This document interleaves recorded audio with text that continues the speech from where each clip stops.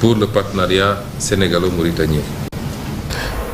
Direction le Bénin avec cette réunion des autorités militaires. Le chef d'état-major des forces armées béninoises, le général de division Fructueux Baguidi, a convié toute la hiérarchie militaire du pays à un conseil militaire extraordinaire. C'est pour donc parler de l'attaque revendiquée par le groupe de soutien à l'État islamique qui a coûté la vie à au moins 30 soldats béninois dans la zone appelée Point Triple. Et puis au Burkina Faso, le président de la junte, le capitaine Ibrahima Traoré, qui a estimé hier lundi qu'Emmanuel Macron avait insulté tous les Africains dans un discours où le président français dénonçait l'ingratitude de certains pays envers Paris. Le capitaine Ibrahima Traoré, chef de la junte, attaquait la prise de parole d'Emmanuel Macron. Selon lui, il a insulté tous les Africains. Voilà comment ce monsieur Emmanuel Macron veut-il dire voit l'Afrique, voit les Africains. Nous ne sommes pas des humains à ses yeux, a-t-il déclaré lors d'une cérémonie de vœux. Les relations entre le Burkina Faso et la France n'ont cessé de se dégrader depuis la prise de pouvoir par la force du capitaine Traoré. C'était en septembre 2022. En République démocratique du Congo, la chaîne qatarienne Al Jazeera est suspendue pour 90 jours selon une annonce du Conseil supérieur de l'audiovisuel et de la communication.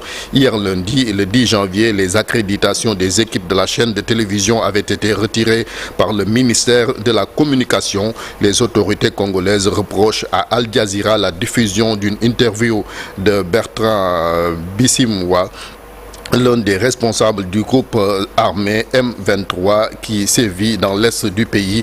L'interview a été réalisée par donc le journaliste Koulibaly, que Kinshasa qualifie de militante à la solde de Rwanda. Et puis aux États-Unis, nous parlons de l'incendie qui frappe Los Angeles. Le président Joe Biden a affirmé hier lundi que des dizaines de milliards de dollars seront nécessaires pour la reconstruction de Los Angeles après les graves dégâts causés par les très violents incendies qui l'assiègent depuis près d'une semaine. Cela coûtera des dizaines de milliards pour remettre Los Angeles en état, a-t-il déclaré, au moment où la grande ville californienne se prépare à un retour des vents violents menaçant d'attiser le feu, qui a fait au moins 24 morts. Nata. Ce n'est pas encore fini, malheureusement. Merci, Chérif, à tout à l'heure pour la version Wolof de l'actualité internationale. Abdoulaye Cissé qui nous revient fraîchement de vacances. Bonjour Abdoulaye. Il y en a qui ont de la chance. Les téléspectateurs, les téléspectateurs sont témoins quand même que Guédioumoufi. Los Angeles. En tout cas, tu étais en vacances, Abdoulaye Cissé. Bonjour. Bonjour Nata, bonjour Chérif. Bonjour El Hadj Malick. Bonjour. Je me rends compte plus en plus que Chérif quand même est petit bouton comme Akléli. Ah ouais? Il met des... Il met des pots de bananes sur ton chemin. Ah oui, sur nos chemins. Ah ouais? Faut qu'on s'y mette à deux aussi. D'accord. Bonjour à Cheikh Diop, bonjour tout le monde, Nathan. Merci beaucoup. Abdoulaye Cissé, on te retrouve dans la seconde partie de l'émission. Voilà, c'est ça pour la chronique du jour. Les ICS, Industrie chimique du Sénégal, en jeu de la désignation d'un nouveau directeur général.